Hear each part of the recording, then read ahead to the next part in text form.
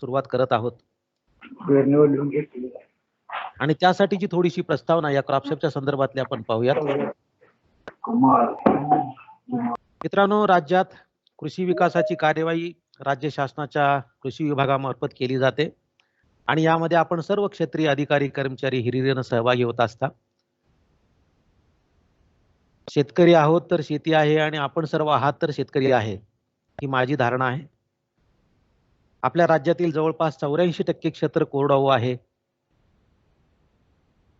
आपल्या राज्यातील आपल्या जिल्ह्यातील सांगली जिल्ह्यातील शेती करत असताना नैसर्गिक मर्यादा विचारात घेऊन आपल्याला कृषी उत्पादन वाढीसाठी नियोजन करावं लागतं आणि त्यासाठी मग आपण शेतकऱ्यांसाठी संकरित बियाणं, सुधारित बियाणांचा वापर, खतांचा वापर, बांधावर खत पुरवठा, त्याचप्रमाणे यावर्षी आपण खत वापरामध्ये बचत करण्यासाठी किमान 10% खताची बचत करण्यासाठीचं तंत्रज्ञान आपण शेतकऱ्यापर्यंत पोहोचवत आहात. त्याचबरोबर कीड रोग व्यवस्थापन, जमीन सुधारणा, सूक्ष्म सिंचनाची साधनं, यांत्रिकीकरण आणि याकरिताचं तंत्रज्ञान प्रसाराद्वारे विकासाचं काम करण्यावर आपण सर्व आपल्या विभागाचा आपल्या सर्वांचा भर राहिलेला आहे आणि मागील महिनाभराच्या कालावधीमध्ये आपण ही सर्व कामं करत आलेला आहात. आपल्या जिल्ह्यामध्ये खरीप हंगामामध्ये जवळपास मोठ्या प्रमाणामध्ये सोयाबीन, जिल्ह्याच्या पश्चिमेकडील भागामध्ये भाताचं पीक घेतलं जातं. जिल्ह्यातील मिरज, जत तालुक्यातील काही पूर्वेकडील भाग, आटपाडी तालुक्यातील काही पूर्वेकडील भाग या भागामध्ये कापूसाचं पीक घेतलं जातं. त्याचबरोबर खरीप, ज्वारी, बाजरी, तूर ही महत्वाची पिकं आपल्या खरीप हंगामामध्ये आपल्या भागातील शेतकरी घेत आहेत. मागील काही वर्षामध्ये आणि चालू वर्षामध्ये सुद्धा सोयाबीन पिकाला चांगला भाव मिळतोय. त्याचप्रमाणे कापूस पिकाला सुद्धा चांगला भाव मिळतोय. कापसाचं क्षेत्र आपल्या जिल्ह्यामध्ये अत्यल्प असलं तरी जिल्ह्यातील पश्चिम पट्ट्यातील जे काही तालुके आहेत त्यामध्ये मोठ्या प्रमाणामध्ये सोयाबीन या पिकाची लागवड केली जाते. आपल्या सर्वांना माहिती असेल, गेल्या वर्षी सोयाबीनचा दर जवळपास 7,000, 7,500, 8,000 रुपये प्रति क्विंटल पर्यंत गेलेला होता आणि त्यामुळे यावर्षी खरीप हंगामामध्ये बियाणांच्या किमती सुद्धा मोठ्या प्रमाणामध्ये वाढलेल्या आपल्याला आढळून आलेल्या आहेत आणि या सर्व गोष्टीचा विचार करता यावर्षी सोयाबीनचं क्षेत्र सुद्धा मोठ्या प्रमाणामध्ये वाढेल अशी शक्यता सर्व शास्त्रज्ञ, शेती क्षेत्रातील तज्ञ व्यक्त करत आहेत. या पिकाच्या वाढीच्या दृष्टीनं कीड रोग हा अत्यंत महत्वाचा घटक आहे आणि कीड रोगामुळे खरीप हंगामातील जवळपास सर्वच पिकांचं सर्वसाधारणपणे 20 ते 30% पर्यंत नुकसान होत आहे. जिल्ह्यातील पावसाचा लहरीपणा आणि त्यामुळं हवामानातील बदल कीड रोगांच्या प्रादुर्भावास कारणीभूत ठरतात हे आपल्या सर्वांना माहिती आहे आणि या मग कीड रोगांचं वेळीच व्यवस्थापन न केलं तर त्याचा प्रादुर्भाव वाढून शेतकऱ्यांचं मोठ्या प्रमाणामध्ये आर्थिक नुकसान होतं आणि त्यासाठी हा पिकावरील कीड रोग सर्वेक्षण व सल्ला प्रकल्प या प्रकल्पाची आपल्या राज्यामध्ये आपल्या कृषी विभागामार्फत सर्व दूर राज्यामध्ये प्रत्येक जिल्ह्यामध्ये मोठ्या प्रमाणामध्ये कार्यवाही केली जाते, अंमलबजावणी केली जाते. आता हा जो क्रॉपचा प्रकल्प आहे, या क्रॉपच्या प्रकल्पाची सुरुवात कशी झाली हे पाहणं सुद्धा आपल्याला थोडंसं महत्वाचं आहे. आपल्याला इतिहास जाणून घेणं महत्वाचं आहे. ही जबाबदारी आपल्यावरती कशी आली, का आली, काय कारण होती याच्यासाठीची. सन 2008च्या जवळपास सप्टेंबर-ऑक्टोबर या कालावधीत आपल्या राज्यातील मराठवाडा आणि विदर्भ भागात आपल्याला माहिती आहे की विदर्भ आणि मराठवाड्यामध्ये सोयाबीनचं क्षेत्र मोठ्या प्रमाणामध्ये आहे आणि 2008च्या या कालावधीमध्ये सोयाबीन या पिकावर अचानक स्पोडोप्टेरा आणि इतर पाने खाणाऱ्या अळ्यांचा मोठ्या प्रमाणामध्ये उद्रेक झाला, प्रादुर्भाव झाला. अगदी अल्प कालावधीमध्ये या किडीनं मोठ्या प्रमाणामध्ये रौद्रूप धारण केलं आणि त्यामुळं त्या वर्षी राज्यातील सोयाबीन पिकाची पेरणी झालेलं जे काही क्षेत्र होतं, जवळपास हे क्षेत्र होतं, त्या क्षेत्राच्या 48% क्षेत्र या स्पोडोप्टेरा आणि इतर पाने खाणाऱ्या किडीनं बाधित झालं आणि हे क्षेत्र जवळपास होतं 14,64,000 हेक्टर क्षेत्रावरती या किडीचा प्रादुर्भाव झाला होता. या बाधित क्षेत्रापैकी जवळपास 70% क्षेत्राचं 50% पेक्षा अधिक नुकसान झालं होतं आणि या नुकसानीचा जो अंदाज होता, या क्षेत्रावरील पीक जे होतं त्या किडीनं बाधित होऊन जवळपास राज्याचं 1,392 कोटी रुपयांचं त्या वर्षी नुकसान झालेलं होतं. मराठवाडा आणि विदर्भातील ग्रामीण अर्थशास्त्र जे आहे ते प्रामुख्यानं कापूस आणि सोयाबीन या पिकाशी निगडीत असल्यानं शेतकऱ्यांच्या आर्थिक कणा मोडल्यासारखी परिस्थिती झाली होती. पिकांचं कीड रोगामुळे नुकसान टाळण्याच्या दृष्टीनं दीर्घकालीन उपाययोजना म्हणून कृषी विभागाच्या पुढाकारानं राष्ट्रीय एकात्मिक कीड व्यवस्थापन केंद्र नवी दिल्ली यांच्या मार्गदर्शनाखाली भारतीय सोयाबीन संस्था इंदोर, केंद्रीय कापूस संशोधन संस्था नागपूर, केंद्रीय कोरडवाहू संशोधन संस्था हैदराबाद तसेच राज्यातील 2 महत्त्वाची विद्यापीठं वसंतराव नाईक कृषी विद्यापीठ परभणी, डॉक्टर पंजाबराव देशमुख कृषी विद्यापीठ अकोला आणि महात्मा फुले कृषी विद्यापीठ राहुरी या विद्यापीठातील तज्ज्ञांसमवेत चर्चा करून कापूस आणि सोयाबीन पिकावरील किडींच्या रोगांच्या व्यवस्थापनासाठी सर्वेक्षण आणि सहनियंत्रण प्रकल्प तयार करण्यात आला आणि प्रभावी कीड रोग सर्वेक्षण, शेतकऱ्यांना सल्ला देणं, शेतकऱ्यामध्ये मोठ्या प्रमाणामध्ये जनजागृती करणं आणि किडीचं व्यवस्थापन करणं याकरिताची शाश्वत यंत्रणा तयार करून त्या दृष्टीनं 9/10 पासून राष्ट्रीय कृषी विकास योजनेच्या माध्यमातून संपूर्ण राज्यामध्ये हा क्रॉपसॅप प्रकल्प राबवण्यात आला आणि अशा पद्धतीनं या क्रॉपसॅप प्रकल्पाचा जन्म 2008 मध्ये झाला आणि 2009 पासून राष्ट्रीय कृषी विकास योजनेच्या माध्यमातून हा प्रकल्प राबवण्यात येतोय आणि त्यानंतर पुढे जाऊन सन 2010-11 पासून पिकावरील कीड रोग सर्वेक्षण व सल्ला प्रकल्प क्रॉपसॅप या नावानं हा प्रकल्प पुढे चालू ठेवण्यात आलाय. सोयाबीन आणि कापूस या पिकांचं कोरडवाहू क्षेत्रातील आर्थिक महत्त्व विचारात घेऊन त्यावरील प्रमुख कीड रोगांचा सर्वेक्षण, सल्ला व व्यवस्थापनाच्या दृष्टीनं प्रकल्पाची उपयुक्तता विचारात घेऊन त्याच्यामध्ये मग तूर, हरभरा, त्यानंतर 2011 मध्ये यामध्ये भात, फलोत्पादन मधील आंबा, डाळिंब, केळी या पिकांचा समावेश करण्यात आला.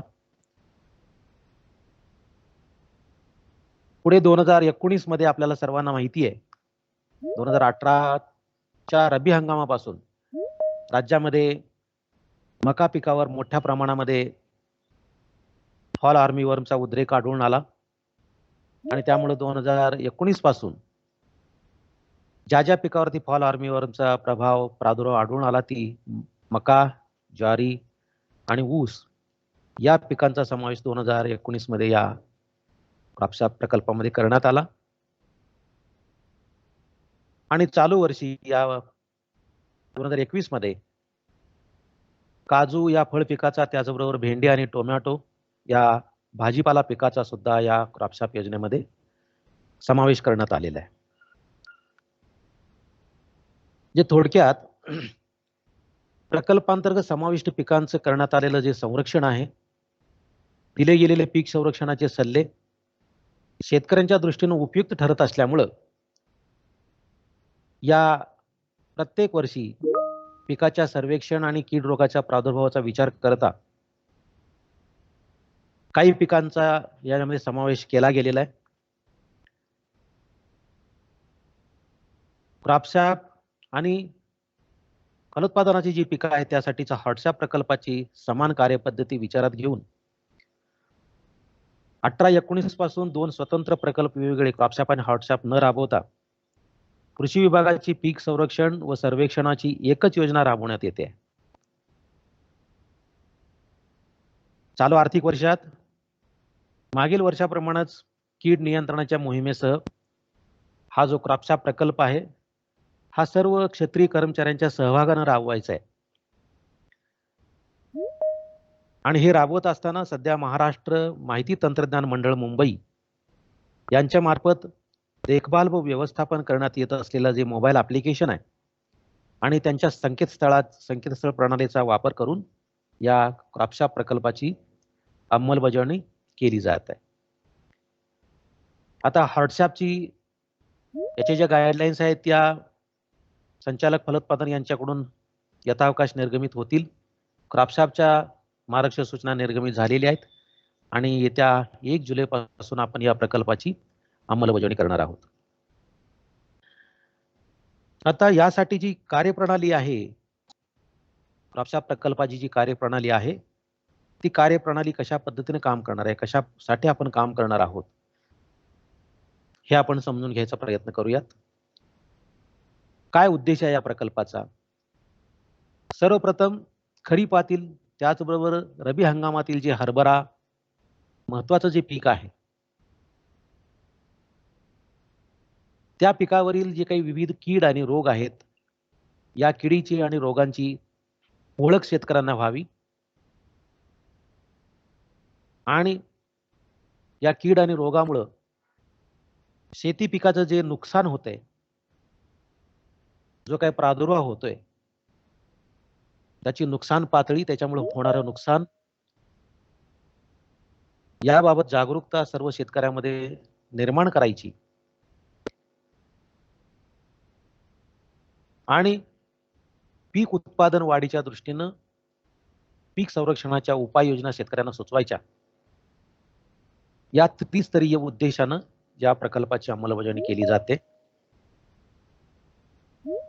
या प्रकल्पांतर्गत पिकावरील कीड रोगांची निरीक्षण संकलित करायची आहेत. संकलित माहितीचं शास्त्रीयदृष्ट्या विश्लेषण करून त्याचा तपशील तज्ञांना तात्काळ उपलब्ध करून द्यायचा. त्यानंतर कीड रोगांच्या तीव्रतेनुसार त्याच्या नकाशावर GIS मॅपिंग करणं, तज्ञांद्वारे स्थानिक परिस्थितीनुरूप कीड रोग व्यवस्थापनाचा सल्ला देणं आणि याकरिता स्वयंचलित ऑनलाईन संगणकीय प्रणाली विकसित करून त्याचा वापर करणं अभिप्रेत आहे. याकरिता जिल्ह्यातील आपले सर्व क्षेत्रीय कर्मचाऱ्यांमार्फत ही जी खरीपातील महत्वाची पिकं आहेत, सोयाबीन, भात, तूर, मका, ज्वारी, ऊस या पिकांचं कीड रोगांचं सर्वेक्षण करण्यात येणार आहे. कीड रोगांची निरीक्षण मोबाईलद्वारे संकेतस्थळावर भरली जाणार आहेत. सदर निरीक्षण संकलित करून त्याचा तपशील तज्ञांना तात्काळ उपलब्ध करून द्यायचा आहे आणि या उपलब्ध माहितीच्या आधारे शास्त्रीयदृष्ट्या विश्लेषण करून कृषी विद्यापीठातील तज्ञांद्वारे स्थानिक परिस्थितीनुरूप तात्काळ कीड रोग व्यवस्थापनाचे सल्ले सुचवले जाणार आहेत. हे जे प्राप्त सल्ले आहेत ते जिल्हा स्तरावरून नोंदणीकृत शेतकऱ्यांना SMS द्वारे मोफत पाठवण्यात येतील. तसेच ते विस्तृत स्वरूपात ग्रामपंचायतीचे वार्ताफलक, वृत्तपत्रे व इतर संपर्क माध्यमांद्वारे प्रसिद्ध करण्यात येतील. कीड रोगांचा प्रादुर्भाव आणि पीक संरक्षणाबाबतीत शेतकऱ्यांमध्ये प्रशिक्षण कार्यक्रमाच्या माध्यमातून, गाव बैठकांच्या माध्यमातून, त्याचबरोबर शेतकऱ्यांच्या मेळाव्यांच्या माध्यमातून कीड रोगांची ओळख तसेच त्यांच्या व्यवस्थापनाबाबत जनजागृती करायची आहे. जिथे कीड रोगाचं प्रमाण आर्थिक नुकसान पातळीचे जे संकेत आहेत त्यापेक्षा अधिक आढळून येईल तेथे शासकीय योजनांद्वारे अनुदानावर कीटकनाशकांचा पुरवठा करायचा आहे. कीड रोग सर्वेक्षणासाठी आवश्यक असणारे फेरोमोन ट्रॅप्स, लूर्स याचा पुरवठा शेतकऱ्यांना करायचा आहे. संगणकीय प्रणालीमध्ये कीड रोगांच्या तीव्रतेनुसार नकाशावर तालुकानिहाय GIS मॅपिंग करण्याची सोय, त्याचबरोबर या व्यवस्थापनाच्या दृष्टीनं कीड रोगांची विशिष्ट ठिकाणं ओळखण्यास मदत होणार आहे.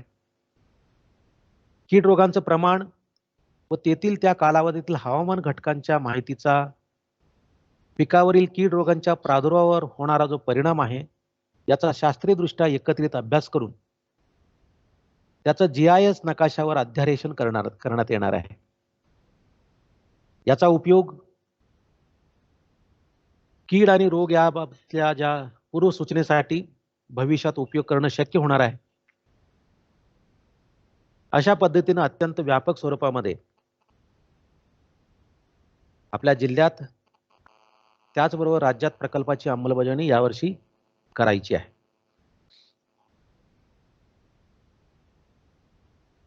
आता या प्रकल्पाच्या माध्यमातून जे सर्वेक्षण करावयाच्या किडी आहेत आणि रोग आहेत ते कोणकोणते आहेत ते आपण पाहूयात. जसं मी तुम्हाला यापूर्वी सांगितलं, यामध्ये आपण सोयाबीन, भात, तूर, मका, ऊस यासारखी महत्वाची पिकं त्याचा समावेश आहे. सोयाबीन या पिकावरील पाणी खाणारी अळी, हेलिकोवर्पा, उंटअळी, चक्रीभुंगा, खोडमाशी या पिकांचं सर्वेक्षण आपण करणार आहात. भात पिकावरील खोडकिडा, गादमाशी, लष्करी अळी, त्याचप्रमाणे तुडतुडे, निळे भुंगरे, खिसपा, पानावरील करपा, पर्णकोश, जीवाणूजन्य करपा या रोगांचा सुद्धा यामध्ये समावेश आहे. कापूस पीक आपल्या जिल्ह्यामध्ये अत्यल्प आहे. कापसाचं ज्या ठिकाणी क्षेत्र 10 हेक्टरपेक्षा अधिक असेल अशा ठिकाणी आपण या कापूस पिकावरील सर्वेक्षण करणार आहात. कापूस पीक आपल्या जिल्ह्यामध्ये अत्यल्प असलं तरी सुद्धा कापूस पिकावरील पाणी खाणारी अळी, त्याचबरोबर तुडतुडे, पांढरी माशी, त्याचप्रमाणे फुलकिडे, शेंद्री बोंडअळी या किडींचं आपण सर्वेक्षण करणार आहात. तूर पिकावरील शेंगा पोखरणारी अळी, शेंग माशी, पाने आणि फुलांची जाळी करणारी अळी याचं सर्वेक्षण आपण करणार आहोत. मका आणि ज्वारी पिकावरील 2018 पासून जी प्रादुर्भाव झालेली नवीन लष्करी अळी आहे, त्या नवीन लष्करी अळीचं त्याच्यामुळे होणारं नुकसान, त्याचा प्रादुर्भाव याचा आपण सर्वेक्षण करणार आहात. आणि त्याचप्रमाणे ऊस पिकावरील हुमणी आणि मक्यावरील जी लष्करी अळी, ज्या ऊसावरती सुद्धा त्याचा प्रादुर्भाव आढळून येतो, त्या लष्करी अळीचं सर्वेक्षण या प्रकल्पाच्या माध्यमातून करणार आहात. हरभरा हे रबीतलं पीक आहे, त्यासाठी सुद्धा आपलं प्रशिक्षण रबी हंगामामध्ये होणारच आहे. परंतु जाता जाता हरभऱ्याचं सुद्धा आपण माहिती घेत आहोत. हरभरा या पिकावरील घाटी अळी आणि मर रोग या पिकाचं, या किडींचं आणि या रोगाचं आपण सर्वेक्षण या क्रॉपशॉप प्रकल्पामधून करणार आहोत.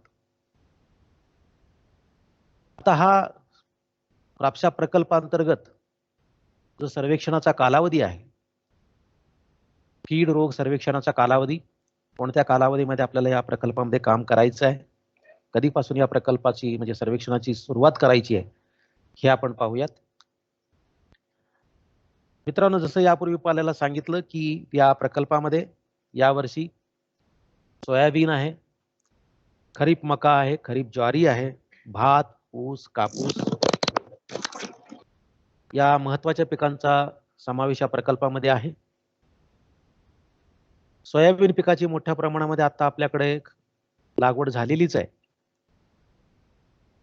ज्यांच्याकडे पाण्याची साधनं पुरेशा प्रमाणात आहे त्या शेतकऱ्यांनी यापूर्वीच सोयाबीन पिकाची लागवड केलेली आहे. काही लोकांची पिकं आता फुलोऱ्यामध्ये सुद्धा असू शकतील. तर सोयाबीन या पिकाचं जे सर्वेक्षणाचा कालावधी आहे तो 1 जुलै पासून सुरू होणार आहे आणि तो 28 सप्टेंबर पर्यंत सोयाबीन या पिकाचं सर्वेक्षणाचा कालावधी निश्चित केलेला आहे. त्याचप्रमाणे खरीप मका आणि खरीप ज्वारी या पिकासाठी सुद्धा जो सर्वेक्षणाचा कालावधी आहे तो 1 जुलै पासून सुरू होणार आहे आणि 28 सप्टेंबर पर्यंत हा कालावधी सर्वेक्षणासाठीचा निर्धारित करण्यात आलेला आहे. भात पिकाच्या संदर्भात चित्र थोडंसं वेगळं आहे. यामध्ये भाताचा कालावधी अधिक असल्यामुळं यामध्ये सुद्धा 1 जुलैपासून आपली सर्वेक्षणाचं काम सुरू होणार आहे आणि याचं सर्वेक्षण 16 नोव्हेंबर पर्यंत आपण करणार आहात. ऊस पिकाच्या बाबतीत 1 जुलैपासून सर्वेक्षणाचा कालावधी सुरू होणार आहे आणि तो 16 नोव्हेंबर पर्यंत आपण त्या ऊस पिकाचं आपण सर्वेक्षण करणार आहात. प्रामुख्याने आडसाली ऊसाची जी लागवड आहे या ऊसाचा समावेश या सर्वेक्षण कालावधीमध्ये होऊ शकतो आणि कापूस पिकाचा कालावधी सर्वाधिक असल्यामुळे यामध्ये 1 जुलैपासून कापूस पिकाचं सर्वेक्षण सुरू होणार आहे आणि ते 28 डिसेंबर पर्यंत याचं सर्वेक्षण आपण करणार आहात.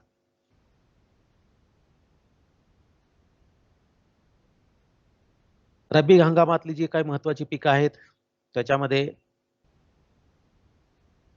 तूर, रबी मका, रबी ज्वारी आणि हरभरा या पिकांचा समावेश आहे.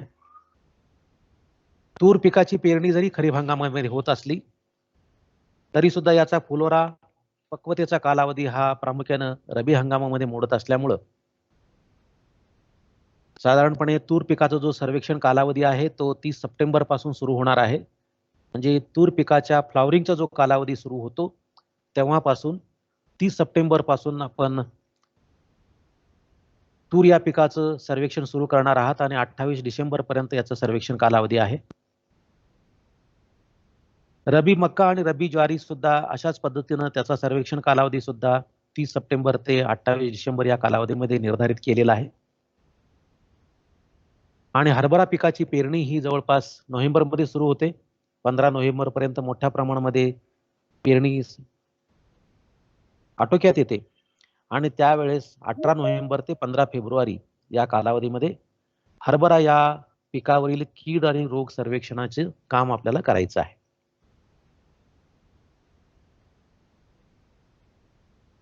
या ठिकाणी आपण या क्रॉपशॉप या प्रकल्पामध्ये हंगामनिहाय कीड आणि रोगांचं सर्वेक्षण कालावधीबद्दल आपण माहिती घेतली.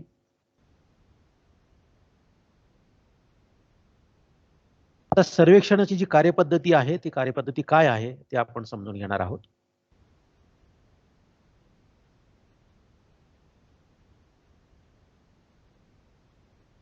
सर्वेक्षणाचा कालावधी सर्वेक्षण कार्यपद्धतीमध्ये आणि पिकावरील कीड आणि रोगांचं सर्वेक्षण करत असताना मोबाईलद्वारे ऑनलाईन संकेतस्थळावर कीड रोगांची निरीक्षण नोंदवण्यात येणार असल्यानं याबाबत आतापर्यंत प्रशिक्षित केलेले जे मास्टर ट्रेनर्स आहेत आपल्या जिल्ह्यामध्ये त्या मास्टर ट्रेनर्सच्या माध्यमातून आवश्यकतेनुसार कृषी सहाय्यक, कृषी पर्यवेक्षक व मंडळ कृषी अधिकारी व सर्वेक्षण करणाऱ्या इतर कर्मचाऱ्यांना टीओटीच्या माध्यमातून आपण त्यांना माहिती द्यायची आहे. कृषी सहाय्यक आणि कृषी पर्यवेक्षक सर्वेक्षणाचं गाव, त्यासाठीचं पीक आणि शेत निवडीकरिता ज्या काही सूचना आहेत, जे काही आपल्याला मार्गदर्शन सूचना प्राप्त झालेल्या आहेत त्यानुसार कृषी सहाय्यक आणि कृषी पर्यवेक्षकांनी निश्चित प्लॉटवरील सर्वेक्षण करायचं आहे. आता हे निश्चित प्लॉट पीक निहाय किती असणार आहेत? तर सोयाबीन, भात आणि ऊस या पिकासाठी 4 निश्चित प्लॉट असणार आहेत आणि मका, ज्वारी आणि ऊस या पिकासाठी 2 निश्चित प्लॉट असणार आहेत.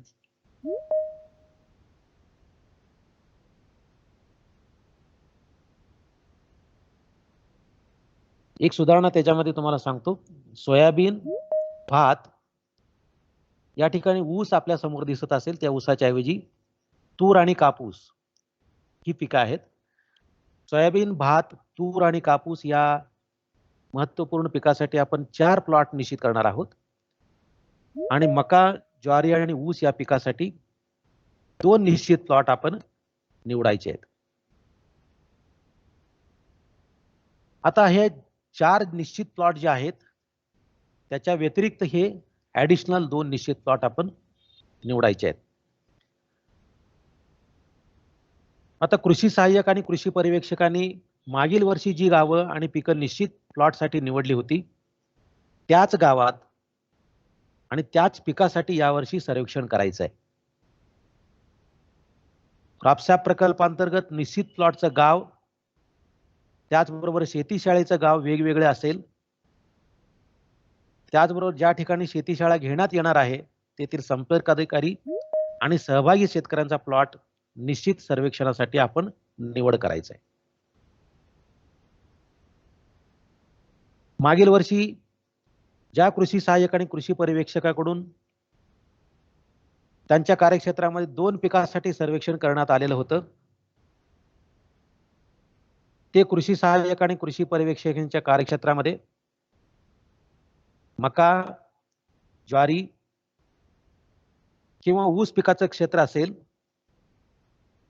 तर या तिन्ही पिकापैकी सर्वात जास्त क्षेत्र असलेल्या एका पिकासाठी अधिकचं सर्वेक्षण यावर्षी आपल्याला करायचं आहे. आणि या सदर अधिकच्या पिकासाठीचं सर्वेक्षण करण्यासाठी वरीलपैकी म्हणजे जे काय आपण गावं निवडलेली आहेत त्या गावापैकी कोणत्याही एका गावाचं सिलेक्शन आपण करायचं आहे.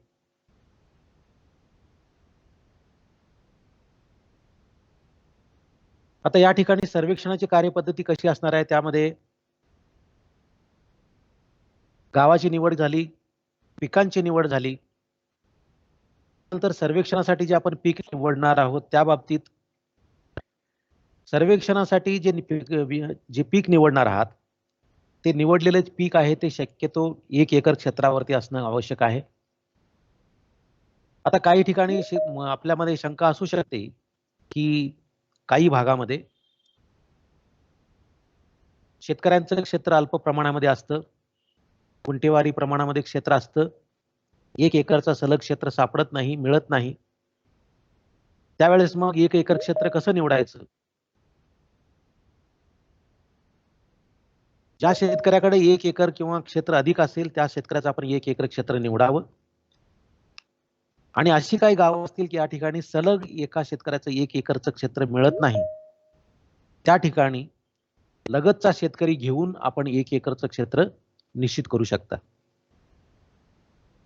करता येतं. तर सर्वेक्षणासाठी 2 गट आपल्याला तयार करायचे आहेत. आठवड्याचे 2 गट करायचे आहेत. आता या 2 गटामध्ये अ गट आणि ब गट असे 2 गट आपण निश्चित करायचे आहेत. अ गटामध्ये आठवड्यातील पहिले 3 दिवस सोमवार ते बुधवार अ गट आणि त्या अ गटामध्ये आपण जे 2 निश्चित प्लॉट पूर्ण आपण जे 4 निश्चित प्लॉट निवडणार आहे त्यापैकी पहिल्या गटामध्ये सोमवार ते बुधवार या कालावधीमध्ये 2 निश्चित प्लॉट वरलं सर्वेक्षण करणार आहात आणि ब गटामध्ये गुरुवार ते शनिवार या कालावधीमध्ये उर्वरित 2 निश्चित प्लॉटचं आपण सर्वेक्षण करणार आहात.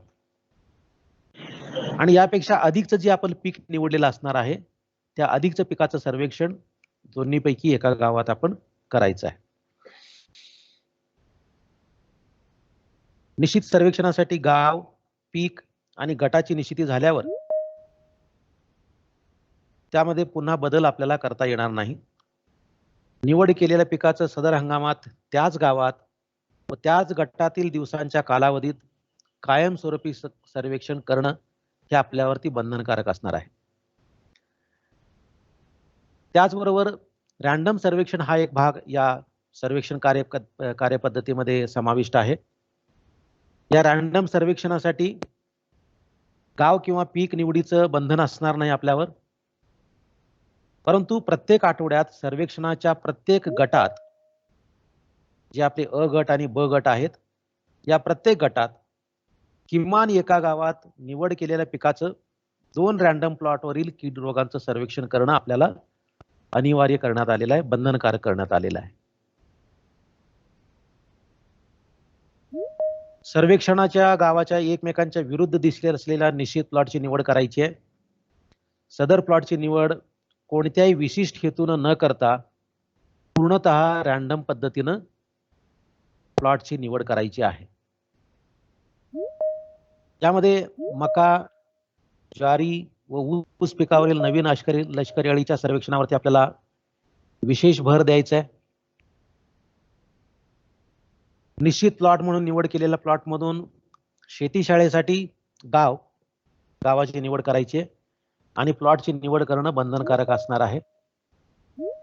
त्याचबरोबर आपल्या समवेत या प्रकल्पामध्ये आपले सर्व वरिष्ठ अधिकारी, मंडळ कृषी अधिकारी, तालुका कृषी अधिकारी, उपविभागीय कृषी अधिकारी यांनाही सर्वेक्षण यामध्ये बंधनकारक आहे.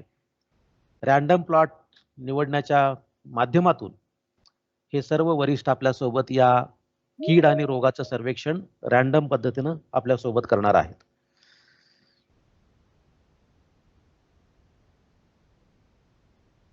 हे आपल्याशी सर्व वरिष्ठ पर्यवेक्षण अधिकारी आहेत, मंडळ कृषी अधिकारी, तालुका कृषी अधिकारी, त्याचबरोबर उपविभागीय कृषी अधिकारी, जिल्हा अधीक्षक कृषी अधिकारी या अधिकाऱ्यांनी कापूस, मका, ज्वारी आणि ऊस या पिकांचं प्राधान्यानं सर्वेक्षण करावं असं अपेक्षित आहे.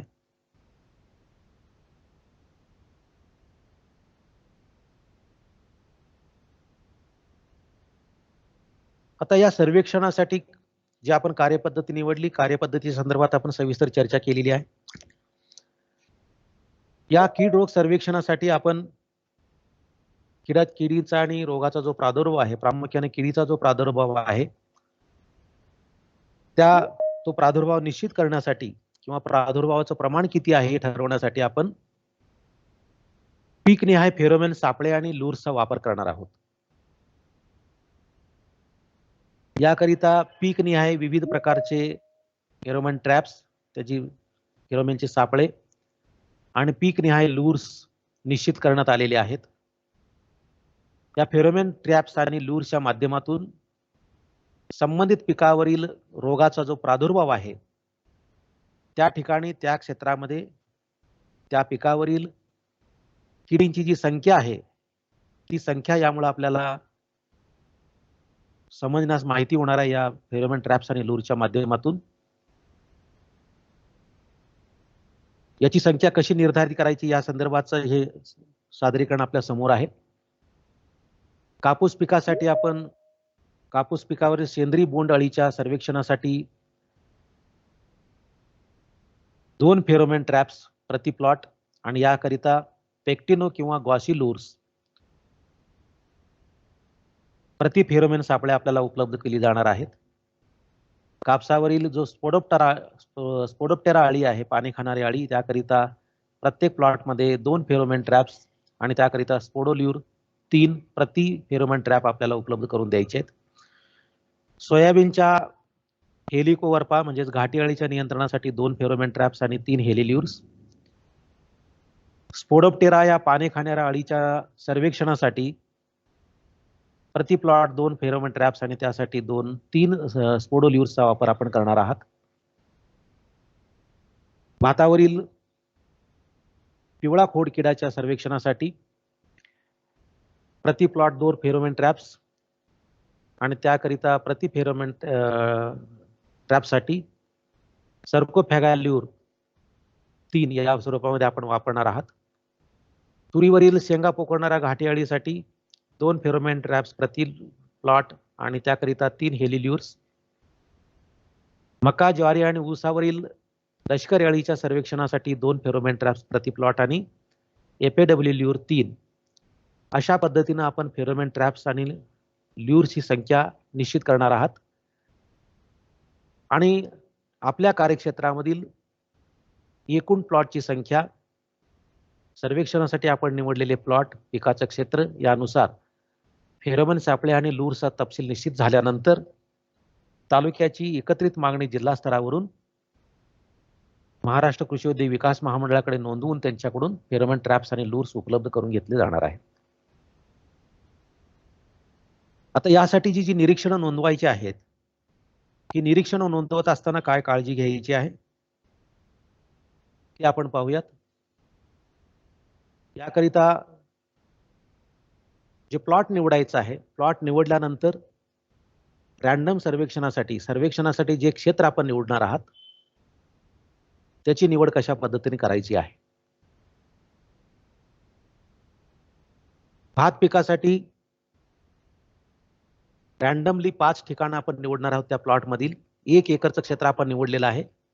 तर त्या 1 एकर क्षेत्रामधील रॅन्डम पद्धतीनं 5 ठिकाणं आपण सर्वप्रथम निश्चित करणार आहात. ही जसं मी कुठल्याही विशिष्ट हेतूनं ही ठिकाणं निवडायची नाहीत. रॅन्डम पद्धतीनं ही 5 ठिकाणं निवडायची आहेत. प्लॉटमध्ये ही कुठेही यांचा तपशील असेल, पण या चित्रामध्ये नमूद केल्याप्रमाणे प्रत्येक 4 बाजूच्या 4 कोपऱ्यामध्ये 4 प्लॉट्स आणि प्लॉटच्या मध्यभागी 1 अशा पद्धतीनं 5 ठिकाणी आपण 5 ठिकाणं निश्चित करणार आहात आणि प्रत्येक ठिकाणी 1 चौरस मीटरचं क्षेत्र निश्चित करणार आहात. आणि भात पिकासाठी या 1 चौरस मीटर क्षेत्रामधील रोपांची संख्या आणि त्यावर होणारा किडीचा प्रादुर्भाव आपण सर्वेक्षण करणार आहात. सोयाबीन पिकासाठी अशाच पद्धतीनं 1 एकर प्लॉट असेल. 1 एकर प्लॉट मध्ये आपण 5 ठिकाणं रॅन्डम पद्धतीने निवडणार आहात. रॅन्डम पद्धतीने निवडलेल्या ठिकाणी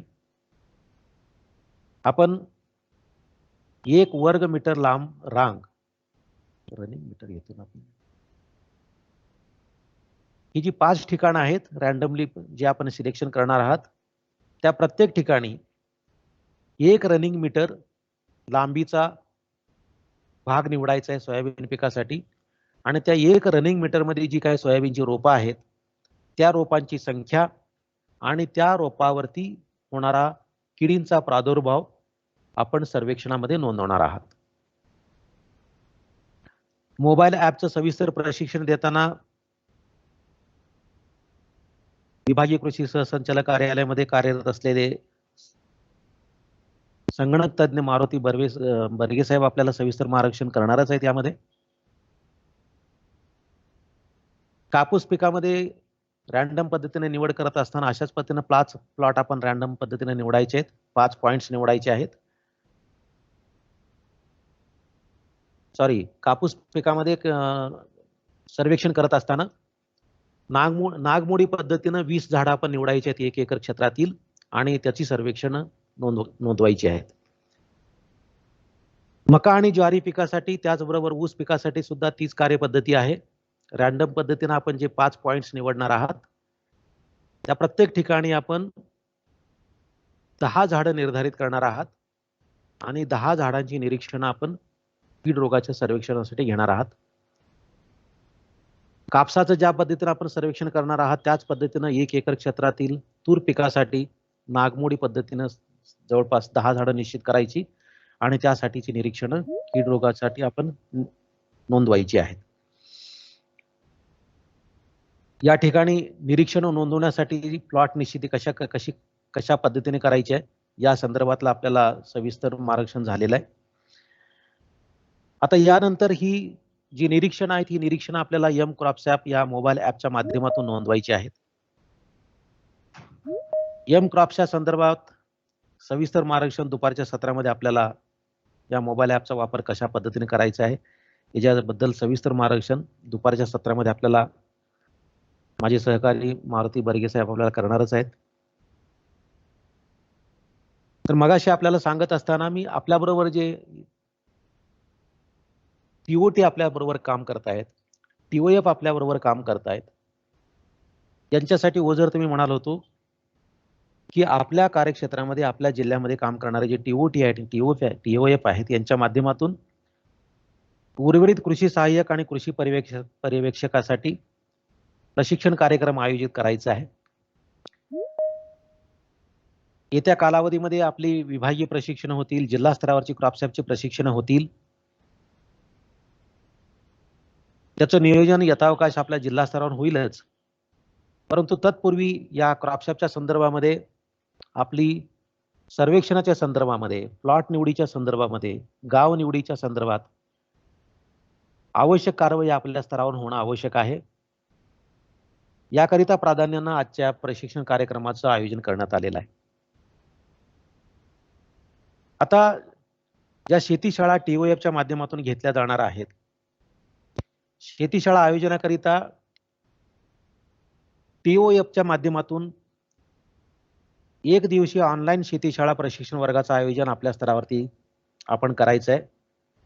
त्याचं नियोजन तालुका स्तरावरून जिल्हा स्तरावरून यथावकाश होईल.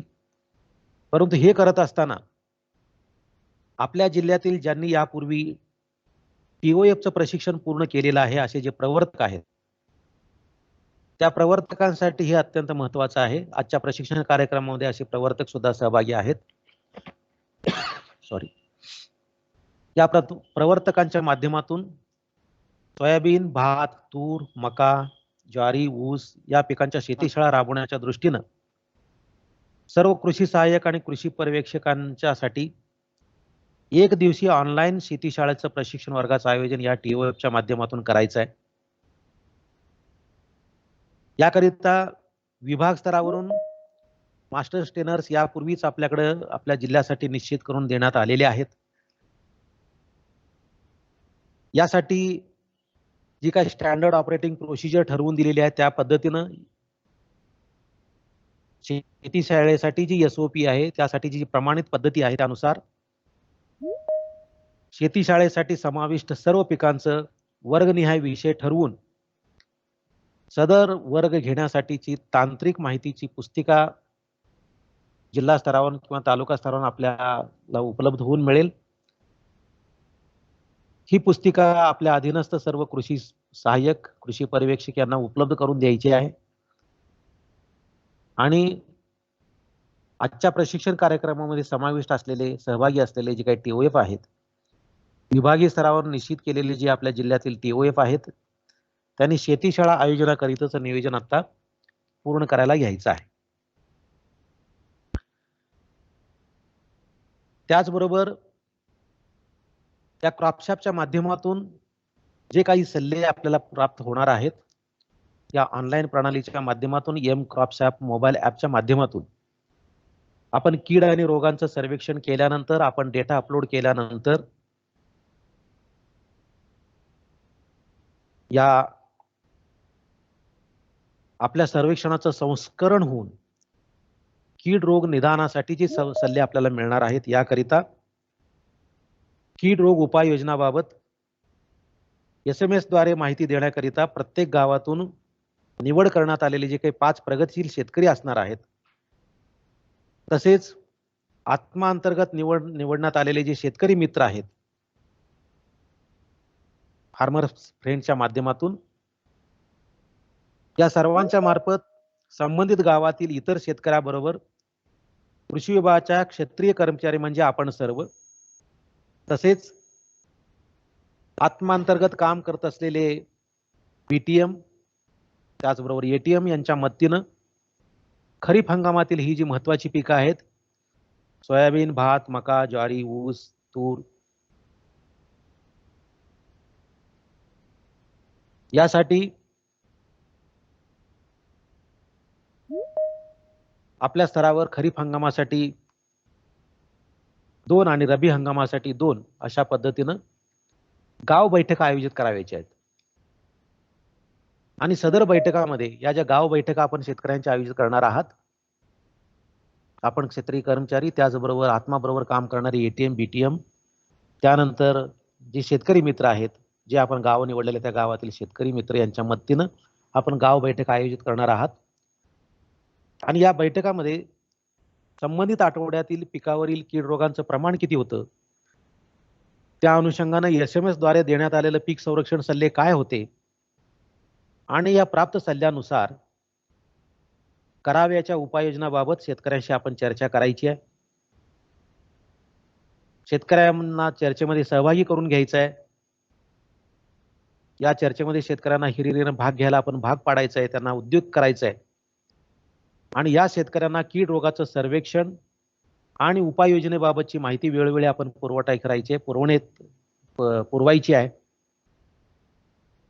त्याचबरोबर जी काही समाज माध्यम आपल्यासोबत काम करतो, आपण ज्याच्या माध्यमातून आपण काम करतो, ही सामाजिक प्रसार माध्यमाच्या माध्यमातून सुद्धा मग या तुमच्या बरोबर तुम्ही ज्या शेतकऱ्यांच्या बरोबर काम करता त्या गावातील शेतकऱ्यांचे व्हॉट्सअप ग्रुप तयार केलेले असतील, त्या व्हॉट्सअप ग्रुपच्या माध्यमातून शेतकऱ्यांना पीक संरक्षणाबाबत आपण माहिती देणार आहात. आपल्याला सगळ्यांना माहिती आहे की यावर्षी गेल्या 2 वर्षापासून आपण सर्वजण कोविड-19च्या महामारीमुळे ग्रस्त आहोत. त्यामुळे आपल्याला या शेतकऱ्यांच्या प्रत्यक्ष बैठका घेता येणं शक्य होणार नाही. परंतु आपत्कालीन परिस्थितीमध्ये कीड रोगांचा सल्ला आपण दौंडीच्या माध्यमातून देऊ शकतो. त्याकरिता ग्रामपंचायतीचं जे काही वार्ताफलक आहे, कृषी वार्ताफलक आहे किंवा माहिती फलकाच्या माध्यमातून आपण ही माहिती गावामध्ये प्रसारित करू शकतो. शेतकऱ्यांसाठी हा पीक संरक्षण सल्ला देत असताना केंद्र शासनाचं एम किसान पोर्टल वरती सुद्धा ही SMS सुविधा वापरण्यासाठी उपलब्ध करून दिली जाणार आहे. या एम किसान पोर्टल मध्ये आपल्या गावातील, आपल्या कार्यक्षेत्रातील अधिकाधिक शेतकऱ्यांचा सहभाग या एम क्रॉपशॉपच्या माध्यमातून शेतकऱ्यांचा सहभाग घ्यायचा आहे. आणि या एम किसानच्या पोर्टलच्या माध्यमातून सुद्धा पीक संरक्षण विषयक सल्ला आपण शेतकऱ्यापर्यंत पोहोचवू शकणार आहोत.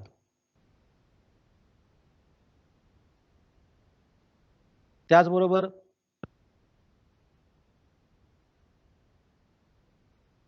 क्रॉपशॉप प्रकल्पांतर्गत ही जी SMS पाठवण्याची जबाबदारी आहे ती वास्तविकता आपले जे उपविभाग कृषी अधिकारी आहेत, जिल्हा अधीक्षक कृषी अधिकारी आहेत, त्यांची ही प्राथमिक जबाबदारी असली तरी कार्यवाही करत असताना आपल्या सगळ्यांचा सहभाग त्यामध्ये अत्यंत महत्त्वाची आहे.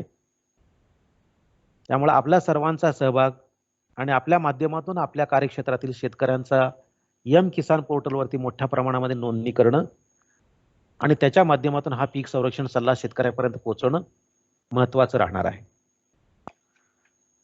तर या ठिकाणी आपण क्रॉपशॉप या प्रकल्पाची सुरुवात कशा पद्धतीने झाली, याच्यामध्ये कोणकोणत्या पिकाचं आपण सर्वेक्षण करणार आहोत, सर्वेक्षण कशा पद्धतीने करणार आहोत, गावाची निवड, गावातील प्लॉटची निवड, प्लॉट मधील पिकांची निवड, निवडलेल्या पिकावरील सर्वेक्षण, सर्वेक्षण करण्यासाठी आपण कोणती साधनं वापरणार आहोत आणि नोंदवलेलं सर्वेक्षण मोबाईल ॲपच्या मध्ये गेल्यानंतर मोबाईल ॲपच्या माध्यमातून जे काही सल्ले आपल्यापर्यंत पोहोचणार आहेत, जे काही सर्व पीक संरक्षण सल्ला आपल्यापर्यंत प्राप्त होणार आहे, तो शेतकऱ्यापर्यंत कशा पद्धतीने पोहोचवायचा आहे या संदर्भामध्ये सविस्तर आपल्याला मार्गदर्शन करण्याचा मी प्रयत्न केलेला आहे. या ठिकाणी काही शंका असतील तर आपल्या जरूर विचाराव्यात, कारण या प्रशिक्षण कार्यक्रमामध्ये मित्रांनो आपला सहभाग अत्यंत महत्त्वाचा आहे. आपण सर्व सहभागी असाल तर हा प्रकल्प खूप चांगल्या पद्धतीने यशस्वी होतोय. त्याकरिता काही शंका असतील, काही सूचना असतील आपल्या तर जरूर विचाराव्यात. यातला काही कुठला भाग लोकांना कळालेला नाही, अधिक तपशिलाची गरज आहे,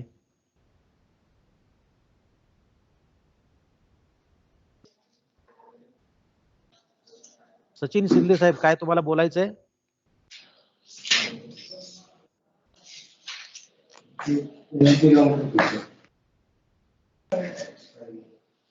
हॅलो सचिन शिंदे.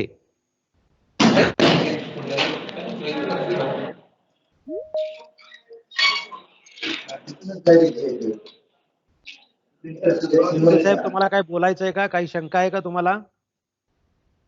आहेत का सचिन शिंदे?